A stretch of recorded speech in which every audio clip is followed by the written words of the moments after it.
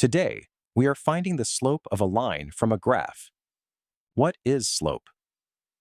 Slope tells you how steep a line is. It tells you how much the line goes up or down for every step it takes to the right. We describe slope as rise over run.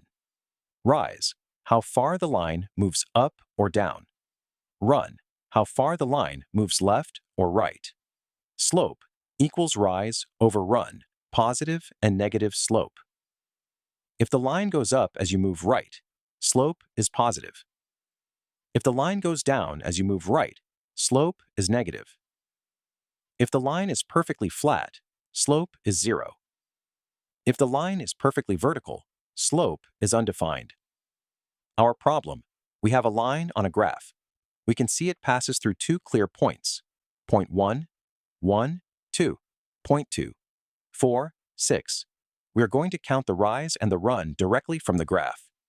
Step 1. Plot the 2 points. Mark point 1 at 1, 2. Mark point 2 at 4, 6. Step 2. Count the rise. Start at point 1.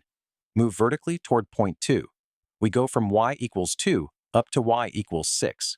That is 4 units up. Rise equals 4. Step 3. Count the run. Now move horizontally to land on point 2. We go from x equals 1 right to x equals 4. That is 3 units to the right. Run equals 3. Step 4. Write the slope. Slope equals rise over run equals 4 over 3. What does this mean? For every 3 steps to the right, the line rises 4 steps up. That is a positive slope.